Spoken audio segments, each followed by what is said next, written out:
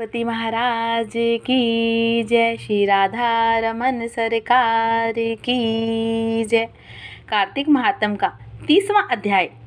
भगवान कृष्ण ने कहा, हे प्रिय, नारद जी के वचन सुनकर महाराजा पृथु ने बड़े विस्मित हुए और अंत में उन्होंने नारद जी का पूजन करके उनको विदा किया। इसीलिए माघ, कार्तिक और एकादशी, यह 3 व्रत मुझे अत्यधिक प्रिय हैं। और वनस्पतियों में तुलसी, महीनों में कार्तिक, तिथियों में एकादशी और क्षेत्रों में कार्तिक मुझे बहुत प्रिय है। जो प्राणी जितेंद्रिय होकर इनका सेवन करता है, यह यज्ञ करने वाले मनुष्य से भी अधिक प्रिय लगता है। और जो प्राणी विधि से इनकी सेवा करते हैं, उनके मेरे अनुग्रह से सब पाप दूर हो जाते हैं।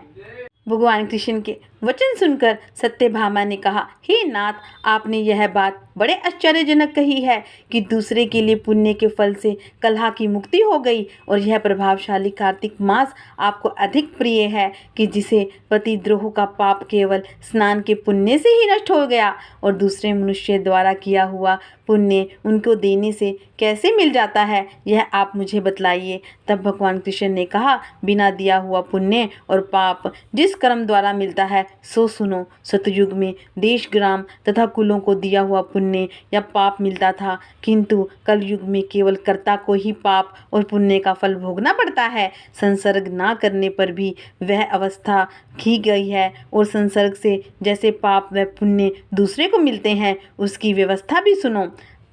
खाना, यज्ञ कराना और एक साथ भोजन करने से पाप पुण्य का आधा फल मिलता है। और एक आसन पर बैठने पर, सवारी पर चढ़ने से, श्वास के आने जाने से पुण्य व पाप का चौथा भाग प्राणी मात्र को मिलता है। स्पर्श करने, भोजन करने और दूसरे की स्तुति करने से पुण्य और पाप का छठा भाग मिलता है। दर्शन करने, सुनने तथा ध्यान करने से मनुष्य को पुण्य और पाप का 10वां अंश मिलता है। दूसरे की निंदा, चुगली, धिक्कार करने से उसका 7वां भाग मिलता है। पुण्य करने वाले मनुष्य को जो कोई सेवा करता है, वह सेवा का भाग लेता है और अपना पुण्य उसे देता है। नौकर और शिष्य के अतिरिक्त जो मनुष्य दूसरे से सेवा करवाकर उसे पैसे नहीं देता, वह सेवक उसके पुण्य का भागी होता है। पंक्ति में बैठे हुए भोजन करने वालों की पत्तल को जो व्यक्ति लांघता है, वह उसके जिसकी की पत्तल उसने लांगी है, उसे पुण्य का छठा भाग देता है। और स्नान और ध्यान आदि करते हुए मनुष्य से जो व्यक्ति बातचीत करता है या उसे स्पर्श करता है, वह अपने पुण्य का छठा भाग उसे दे डालता है। जो मनुष्य धर्म के काम के लिए दूसरे से धन मांगता है, पुण्य का भागी होता है। ठीक उसी तरह जिस तरह की दान करने वाला पुण्य का भागी होता है। जो मनुष्य धर्म का उपदेश करता है, तत्पश्चात श्रोता से याचना करता है, वह अपने पुण्य का छठा भाग उसे दे देता है। और जो मनुष्य दूसरों का धन चुराकर उसे धर्म करता है, वह चोरी का फल भोगता है, ही निर्धन हो जाता है। और जिसका धन चुराता है, वह पुण्य का भागी होता है। बिना ऋण के उतारे जो मनुष्य मर जाते हैं, उनको ऋण देने वाले सज्जन पुण्य के भागी होते हैं। और शिक्षा देने वाला, सलाह देने वाला, सामग्री को जुटाने वाला, प्रेरणा देने वाला, यह पाप और पुण्य के छठे भाग को प्राप्त करते हैं। राजा के पाप पुण्य के होता है। गुरु शिष्यों का, पति पत्नी का, पिता पुत्र का, स्त्री पति के लिए पुण्य का छठा भाग पाती है।